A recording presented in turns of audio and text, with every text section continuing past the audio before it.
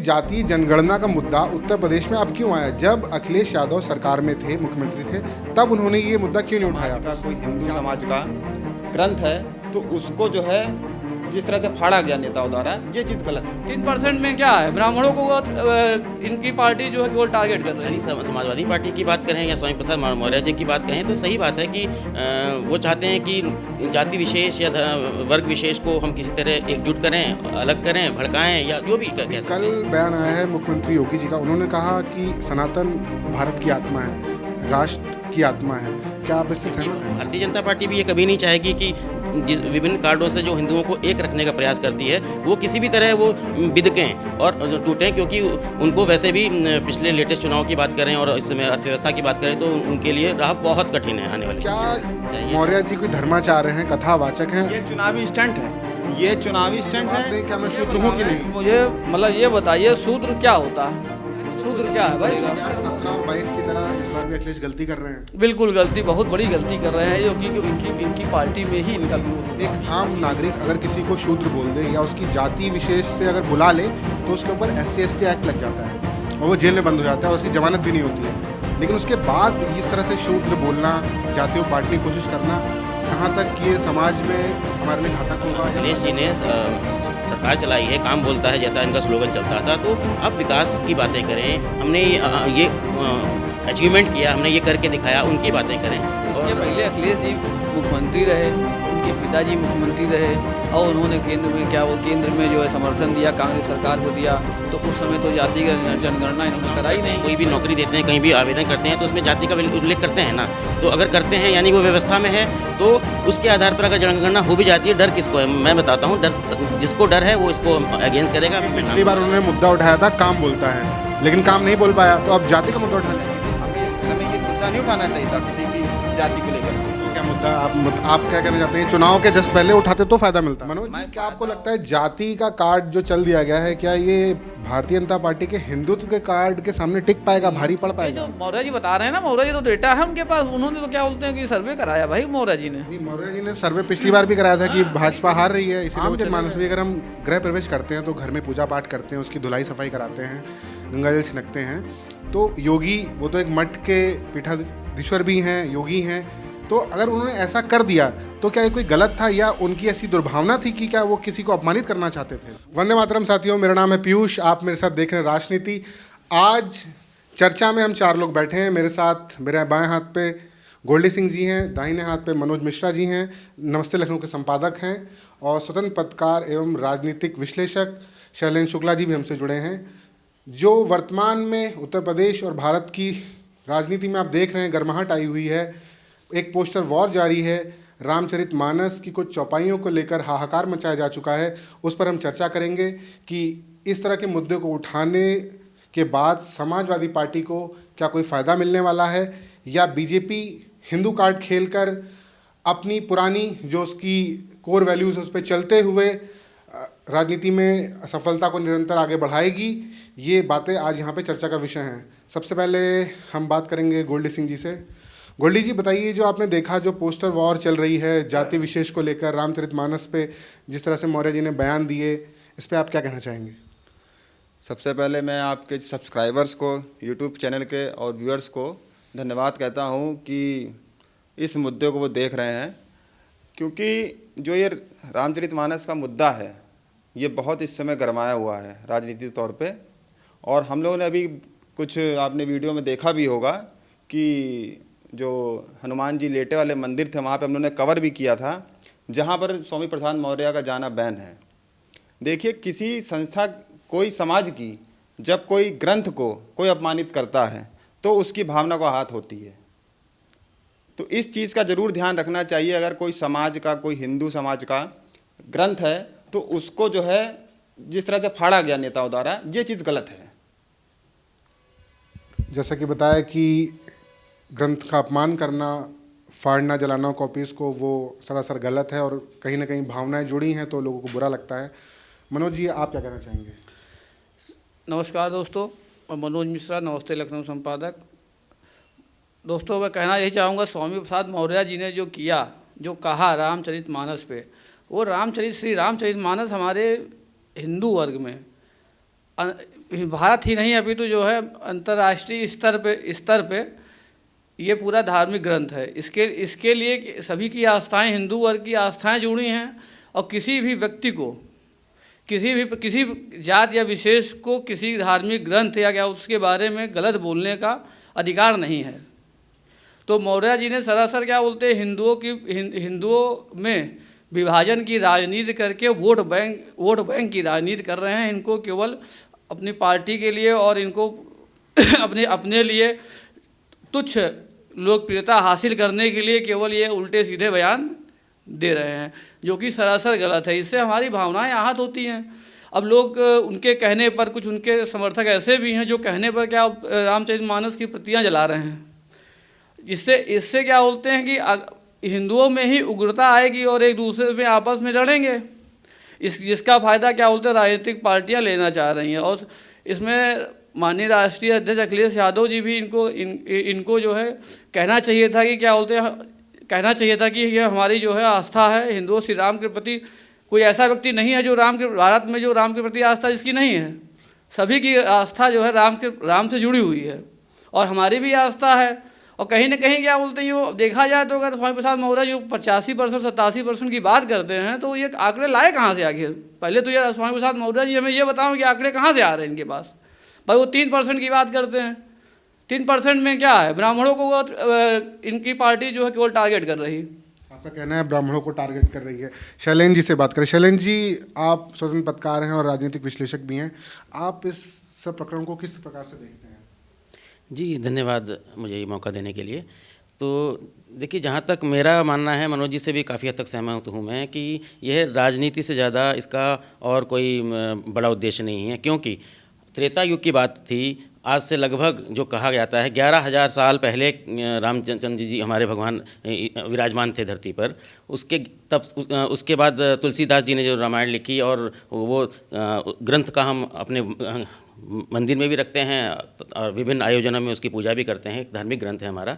तो उसमें उसकी कुछ चौपाइयों को लेकर अब जो चौपाई कही भी गई है उसका अलग अलग तरीके से उसका जो मीनिंग देखिए, एक तो होता है शाब्दिक अर्थ, एक होता है व्यवहारिक अर्थ या जो प्रासंगिक अर्थ उस समय कहा गया होगा। तो इसमें तरह तरह की मतलब भिन्नताएँ हैं, आपस में जो है इसमें क्लैश है।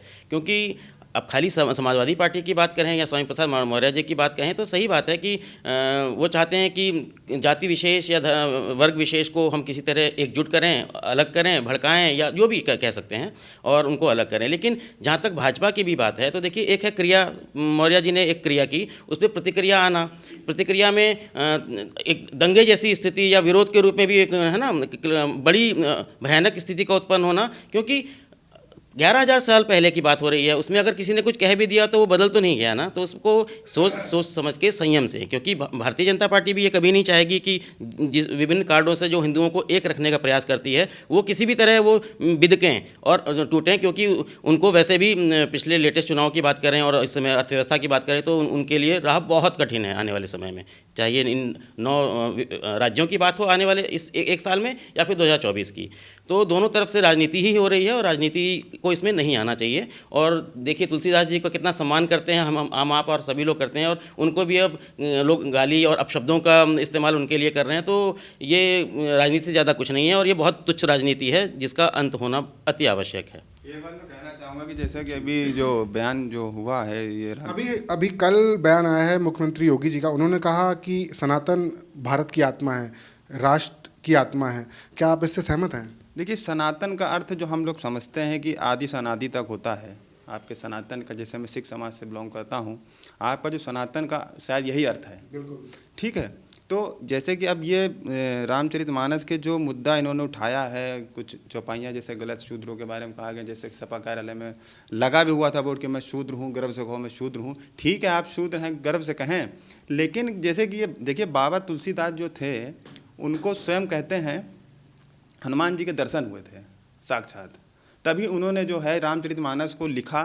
क्योंकि देखिए, रामचरितमानस को जब पढ़ते हैं तो उसके अंदर जो चौपाइयाँ हैं वो एक बहुत शक्तिशाली चौपाइयाँ हैं। उनके जो लिखी गई हैं वो हल्की, उनके अर्थ नहीं निकलता है। उसके यहाँ तो लोग हल्के में ले रहे हैं ना। लेकिन ये चुनावी अब वो क्या मौर्य जी कोई धर्माचार्य हैं, कथावाचक हैं? ये चुनावी स्टंट है। ये चुनावी स्टंट है। क्योंकि देखिए चुनावी ये जब बयान दिया गया विवादित हिंदुओं को, देखिए हमारा हिंदुस्तान हिंदू जो है बहुल क्षेत्र है, 80% हिंदू है करीब। तो अब जैसे कि उनके प्रति जब कोई जो जैसे कि कुछ छेड़ दिया जाता है तो वो आदमी स्टार बन जाता है, वो चर्चा में आ जाता है एक तरीके का। वो चर्चा में आ गए। अब चर्चा में आने के बाद तो उनको सपा ने जो है राष्ट्रीय महासचिव बना दिया। तो इस तरीके का चुनावी स्टंट के चलते उनको फ़ायदा मिल गया। अब क्या है, इंसान इसमें देखिए जो आपके हिंदू समाज में कुछ वर्ग विभाजित है, तो अब जैसे ये बात कह दी गई तो अब जो उस वर्ग का व्यक्ति होगा वो सोचेगा, वो कहीं ना कहीं जो है आहत होगा, वो सोचेगा। तो इस तरीके से क्या होगा, उस पर असर भी पड़ेगा।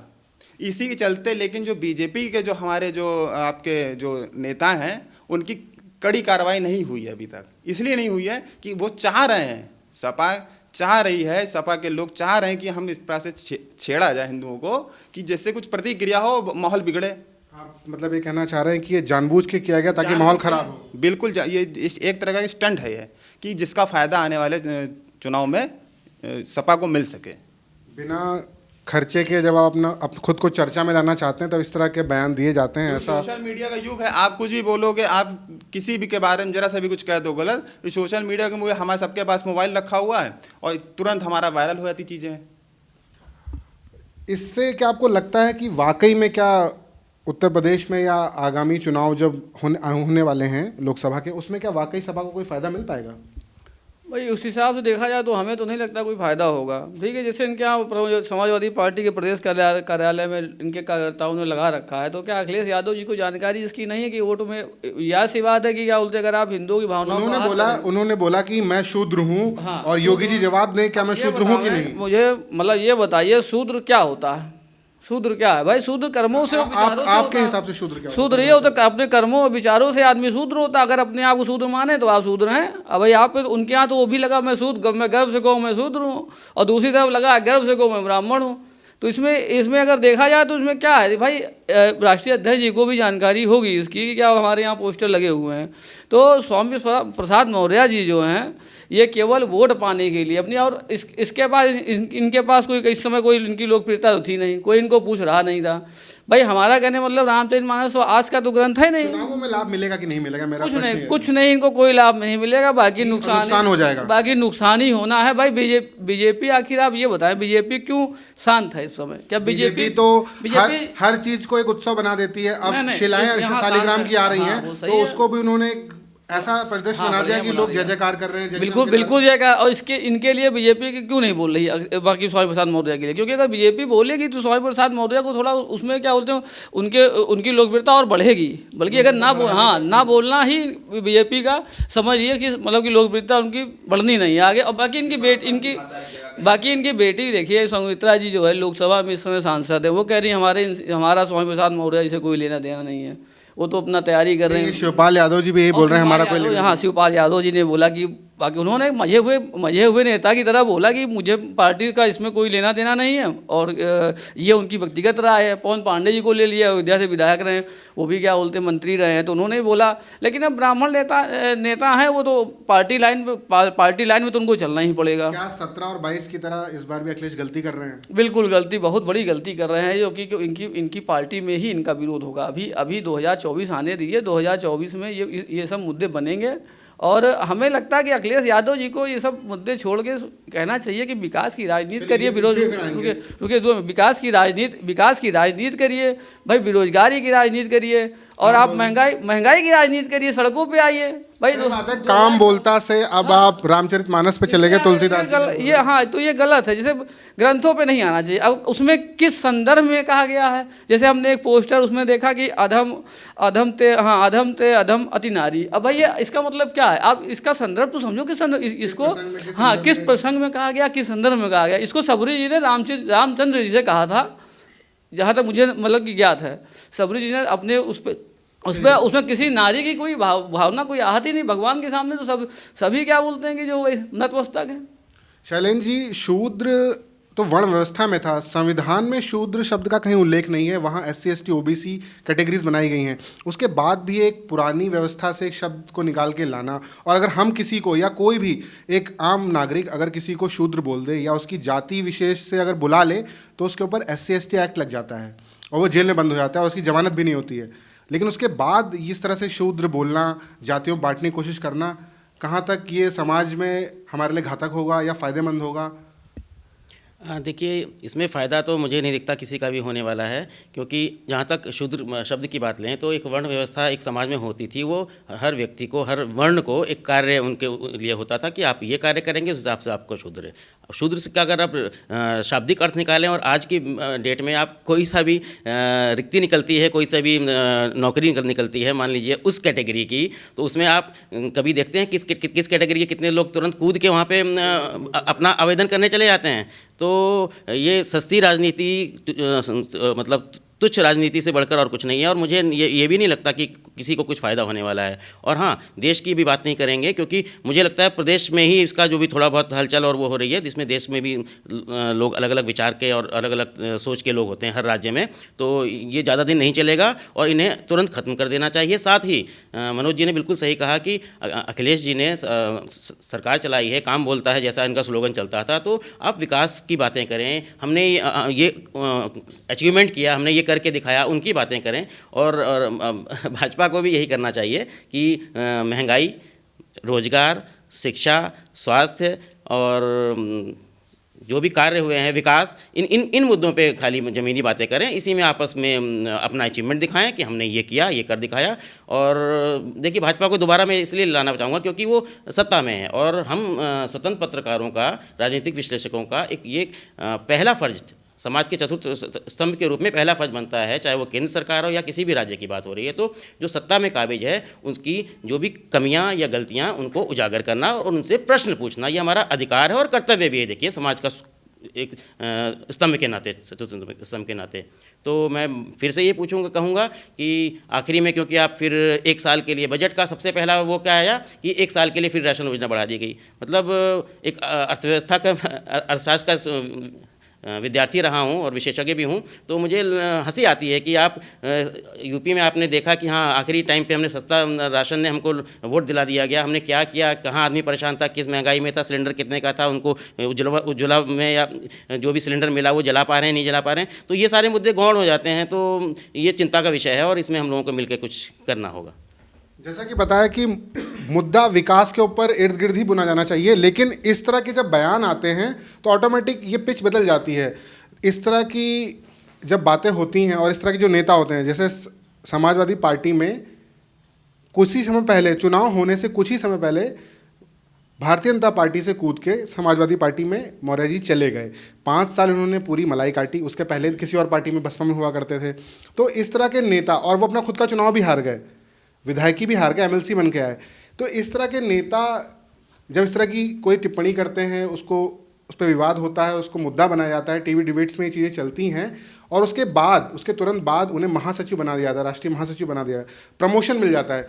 तो इसका मतलब अखिलेश जी को ये बात पता थी और ये उनके नॉलेज में ये बात थी कि अगर इसका कुछ हमें फ़ायदा मिलेगा तो हम इनको प्रमोट कर देंगे। इसका मतलब अब मेरे हिसाब से ये है कि ये पहले से सांठ-गांठ कर रखी थी कि हम ऐसा करेंगे, करके देखते हैं क्या फ़ायदा मिलेगा। मैं एक बात कहना चाहूँगा मोटी मोटी। देखिए, जितनी भी उम्र हो गई मेरी, मैंने समाज के जितने भी बड़े बड़े ग्रंथ हैं, समाज के हर वर्ग के ग्रंथों को कभी आपस में लड़ते नहीं देखा, लेकिन उसके ठेकेदारों को आपस में लड़ते देखा है मैंने अपनी उम्र में। वही मैं बात कहना चाहूँगा, ये एक चुनावी स्टंट के तहत, अब जैसा ये चुनावी स्टंट हो गया है, अब जैसे आपने कहा कि स्वामी प्रसाद मौर्य पहले बसपा में थे, मंत्री थे, उसके बाद आपके भाजपा में मंत्री रहे, वो भाजपा में भी आ गए तो मंत्री हो गए। अब जब उनको सीट जो थी वहाँ पर उन्होंने कुछ काम वगैरह जैसा कि उनकी क्लियर नहीं हो रही थी, तो इसके चलते वो सपा में आ गए। तो ये चीज़ें हैं, जैसे मलाई खाने की बात कहा, आप मलाई खा लिया और उन्होंने यहाँ पर जो उनको पार्टी छोड़ दिया, फिर उसके बाद उसको छोड़ दिया, उसके बाद उसको छोड़ दिया। तो इस तरीके की राजनीति लाभ लेने के लिए इस प्रकार के लोग, मतलब हम समझते हैं कि ऐसे जैसे कि वर्ग में राजनीति जो होती है, ये उस प्रकार की राजनीति कहेंगे कि आप जैसे लाभ के लिए कर रहे हो, मतलब अपना पेट जैसे कि भर लें, और जो हमारी समाज की जो जनता है उसके लिए हम कुछ ना कर सकें, बस अपना ही भला सोचें। जैसा बताया कि नेता ये निजी स्वार्थ के लिए करते हैं, लेकिन साथ में हमने देखा उन पोस्टरों में और अखिलेश यादव के बयानों से भी आया कि जातीय जनगणना को भी मुद्दा बनाया जा रहा है। और ये विवाद एक तरीके से बिहार से शुरू हुआ था, जहाँ जातीय जनगणना शुरू हो चुकी है। लेकिन ये जातीय जनगणना का मुद्दा उत्तर प्रदेश में अब क्यों आया? जब अखिलेश यादव सरकार में थे, मुख्यमंत्री थे, तब उन्होंने ये मुद्दा क्यों नहीं उठाया? जातीय जनगणना को लेकर आपके क्या विचार हैं? भाई जाति जनगणना का है, जाति क्या ये जरूरी है? ऐसा कुछ जरूरी नहीं है। जाति, सबकी जाति भारतीय है, कुल मिला के हम लोग सब लोग भारतीय ही हैं, एक ही जाति के हैं। इसके पहले अखिलेश जी मुख्यमंत्री रहे, उनके पिताजी मुख्यमंत्री रहे और उन्होंने केंद्र में जो है समर्थन दिया, कांग्रेस सरकार को दिया।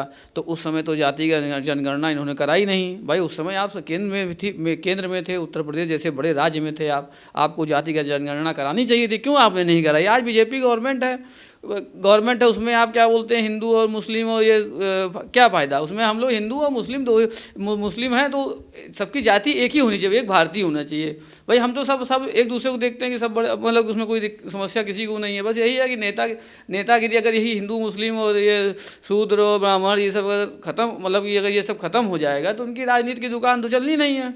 वो दुकानें समझ लीजिए बंद हो जाएंगी। जातिगत राजनीति पे दुकानें इनकी बंद ही समझिए लगभग आप मान चलिए। भाई राजनीति करिए, आप विकास के मुद्दे पे करिए। बेरोजगारी, महंगाई कितना जा रहा है, और उसके बाद आदमी बेरोजगार हो रहा है, कितना बेरोजगारी दर बढ़ गई है, उसके लिए भाई मुद्दे तो बहुत हैं आपके पास। मनोज जी ने बहुत अच्छी बात करी कि विकास पे करिए और सबकी जाति भारतीय हो जाए तो कितना अच्छा होगा। शैलेंद्र जी, जातिगत जनगणना को लेकर आपके क्या विचार हैं? क्या सपा जो तर्क दे रही है कि जो दबे कुचले शोषित वंचित वर्ग है, ओबीसी वर्ग में तमाम जातियाँ, एससी वर्ग में तमाम एसटी, इस तरह से आदिवासी हैं, तो क्या जातिगत जनगणना से करवाने से क्या पार्टी को कोई लाभ होगा? ये इस वक्त ही क्यों मुद्दा उठाया गया? जब ये शासन में खुद थे तब ये मुद्दा क्यों नहीं उठाया गया, बनाया गया? देखिए, मैं सहमत हूँ इस बात से कि अगर जातिगत जनगणना टाइप की कोई चीज़ सामने निकल के और उसका आंकड़ा सामने आता है तो एक अपने आप में एक बड़ा फ़र्क पड़ेगा, राजनीति में भी और समाज में भी। और इससे पहले आकर शुरू करते हैं कि हर 10 साल में केंद्र सरकार द्वारा पूरे देश भर में जनगणना का काम किया ही जाता है, लेकिन ये पहली बार हो रहा है कि भाजपा शासन में समय बीता और उस समय आने पर भी इन लोगों ने जनगणना नहीं कराई। एक जो तरीका है उसके कई सारे कारण होते हैं, उसमें लिंग आधार पर भी होता है और आर्थिक स्थिति वगैरह वगैरह जो भी, और परिवार में कितने सदस्य हैं, तो कितना उन पर बोझ है, क्या उनके पास इक्विपमेंट्स हैं, क्या स्तर है उनका। तो आप सामान्य जनगणना की बात कर रहे हैं, और जहाँ तक मुझे पता है भारत में जातिगत जनगणना आज़ादी के पहले अंग्रेजों ने कराई थी, तो ये अंग्रेजों की राह पे क्यों चलना पड़ रहा है? मैं बता रहा हूँ ना कि जनगणना का काम जब होना था वो पहले इसीलिए किसी वजह से डिले किया गया। और दूसरी बात, जहाँ तक जातिगत जनगणना की बात आती है तो मेरा इसमें 50-50 का मानना है कि मेरा मानना है कि अगर जाति, देखिए आप किसी भी उसमें काउंट करते हैं, कोई भी नौकरी देते हैं, कहीं भी आवेदन करते हैं तो उसमें जाति का उल्लेख करते हैं ना। तो अगर करते हैं यानी वो व्यवस्था में है, तो उसके आधार पर अगर जनगणना हो भी जाती है, डर किसको है? मैं बताता हूँ, जिसको डर है वो इसको अगेंस्ट करेगा। अभी मैं नाम दोबारा नहीं लूँगा, लेकिन इसमें फ़ायदा भी है और नुकसान भी है। तो ये एक बार होना चाहिए, देश भर में होना चाहिए। मैं एक बात ऐड करना चाहूँगा, जैसे कि इस समय देश में बेरोजगारी की जो स्थिति है बड़ी ही, जाति की बात हो रही है, हम बेरोजगारी महंगाई का मुद्दा भी उठाएंगे अगली बार, लेकिन फिलहाल जैसे जातिगत जनगणना क्या ये जरूरी है? नहीं, ठीक है, ये मुद्दा विपक्ष इस पे जोर दे रहा है, आप उठाएं, विपक्ष जोर दे रहा है, ठीक है, लेकिन अब देखिए, अब इसी बात को मैं ले रहा हूँ कि देखिए विपक्ष ने कैसा मतलब मुद्दा उठाया, चल दिया, जाति का से रिलेटेड मुद्दा उठाया। यहाँ पर कोई विकास की, ना बेरोजगारी की, ना कोई महंगाई की मुद्दा नहीं उठाया। देखिए पिछली बार उन्होंने मुद्दा उठाया था काम बोलता है, लेकिन काम नहीं बोल पाया, तो अब जाति का मुद्दा उठा लिया। वही कह रहे हैं ना, ऐसा मुद्दा उठा दिया कि उन्होंने जाति का, जिससे कि लोग भ्रमित हो जाएं, जिसमें लोग के बीच में जैसे होता नहीं है कि बिखर जाएं चीज़ें, कोई गुट है वो बिखर जाए, ऐसी चीज़ डाल दो, दूध होता है नमक डाल दो फट जाता है। तो उसी अंग्रेजों वाला शासन की फूट डालो और राज करो, वो अंग्रेजों वाला नहीं है। ये कहने का मतलब है कि इन्होंने ऐसी इस समय पे कोई विकास की बात करने के बजाय, बजट पे बात मुद्दा उठाने के बजाय, जो समय है हमारा वो उठा दिया जाति पर, गलत मुद्दा उठा के लोगों को समय भ्रमित जो किया। था हमारा, इस समय नहीं था कि हम ये उठाते जब चुनाव होता, लेकिन अभी उठा दिया बीच में, जब बजट और महंगाई की बात करनी चाहिए थी। हमें इस समय ये मुद्दा नहीं उठाना चाहिए था किसी की जाति को लेकर के। तो क्या मुद्दा आप क्या कहना चाहते हैं? चुनाव के जस्ट पहले उठाते तो फायदा मिलता। मैं फायदा और घाटा नहीं जानता राजनीति के, लेकिन जो उठाने का एक विपक्ष ने ही ये जातिवाद करना शुरू कर दिया। कहने का मेरा मतलब है आपका जो विपक्ष है वो खुद ही जातिवाद कर रहा है, बात उठा रहा है, किसी को बांट रहा है, तो कहने का मतलब खुद ही जातिवाद कर रहा है ना। हिंदू समाज में मतलब वो जैसे कहते हैं नहीं कि हमारे राम है हमारे राम, जैसे बात कही जाती है बीजेपी में कहते हैं कि हमारे राम है हमारे राम है, तो ये विपक्ष खुद ही अपने को कह रहा है कि नहीं ये हम जो है शूद्रों को जो है नीचा दिखाया गया, कहने का मतलब ये चीज़ हमारी। मनोज जी, क्या आपको लगता है जाति का कार्ड जो चल दिया गया है, क्या ये भारतीय जनता पार्टी के हिंदुत्व के कार्ड के सामने टिक पाएगा, भारी पड़ पाएगा? ऐसा कुछ नहीं, जातिगत जनगणना होनी भी नहीं है और हमें नहीं लगता होना है। अच्छा, अगर हो जाएगी तो क्या उससे नुकसान है, कोई फायदा है? ना कोई फायदा ना कोई नुकसान, इसमें फ़ायदा हमें तो दिखता नहीं कहीं जाति गणना के हिसाब से। क्या जाति गणना में क्या पता लगा कितने क्या ब्राह्मण हैं, कितने कितने ठाकुर हैं, कितने क्या, यही सब तो होगा और क्या होगा, इसके अलावा क्या होगा? तो आदमी कुछ जातियाँ क्या बोलते हैं अल्पसंख्यक में आ जाएंगी। मान चलिए आप भाई जो 3% अगर 3% 4% है तो वो तो हिंदुस्तान में 3-4% का तो डाटा भी नहीं है। नहीं, जो मौर्य जी बता रहे हैं ना, मौर्य जी तो डेटा है उनके पास, उन्होंने तो क्या बोलते हैं कि सर्वे कराया भाई मौर्य जी ने। मौर्य जी ने सर्वे पिछली बार भी कराया था कि भाजपा हार रही है इसीलिए वो चले गए। वो सर्वे कराया तो हम तो समझ में नहीं आता, हम तो सुनते हैं कि जो है 20 से 25% के बीच में मुस्लिम हैं और बाकी जो है हिंदू हैं। तो ये क्या पता नहीं कहाँ से सर्वे लाते मौर्य जी, तो मौर्य जी बता पाएंगे सर्वे कहाँ से लाया इनका। शैलेंद्र जी, एक बात बार बार निकल के आ रही विमर्श में, मौर्य जी ने आज भी बोला कि जब अखिलेश यादव ने अपना बंगला छोड़ा उसके बाद उस बंगले की गंगा जल से धुलाई कराई गई, गौमूत्र छिड़का गया। चूँकि हम आम जनमानस में अगर हम गृह प्रवेश करते हैं तो घर में पूजा पाठ करते हैं, उसकी धुलाई सफाई कराते हैं, गंगा जल छिड़कते हैं, तो योगी वो तो एक मठ के पीठाधीश्वर भी हैं, योगी हैं, तो अगर उन्होंने ऐसा कर दिया तो क्या ये कोई गलत था या उनकी ऐसी दुर्भावना थी कि क्या वो किसी को अपमानित करना चाहते थे? देखिए, इसमें भी अगर ऐसा होता तो पहले दिन से लेकर आज तक इनका ये मुद्दा जिंदा रहता और ये बार बार इस बात को कहते हैं। समय समय पर मुद्दा बना के किसी चीज़ को भुनाना या लोगों को उकसाना या वोट बैंक को में तब्दील करना, ये राजनीति से बढ़कर और कुछ नहीं है। तो देखिए, गंगा जल या गौमूत्र की बात आती है। हाँ, और जोड़ दूंगा कि अखिलेश जी ने बोला कि मैं शूद्र हूँ, जिनके पिता मुख्यमंत्री हैं प्रदेश के, अखिलेश यादव खुद मुख्यमंत्री हैं, तो आप तो शासक वर्ग में चले गए। एक शासक होने के बाद बोलना क्या मैं शूद्र हूँ, तो इसमें लगता कहीं कुंठा है उनके मन में, या उन्हें लग रहा है ये ऐसा बोल देंगे तो जो मायावती का या बीएसपी का जो परंपरागत वोट बैंक था वो इनकी तरफ खिसक आएगा।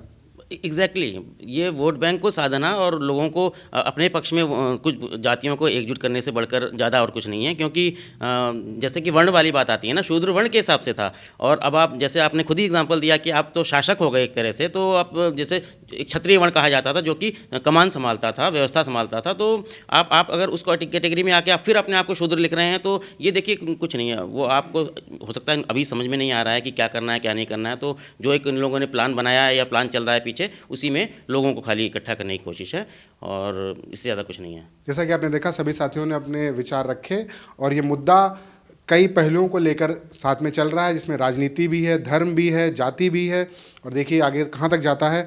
फिर से आपसे मुलाकात होगी, तब तक के लिए जय हिंद, वंदे मातरम।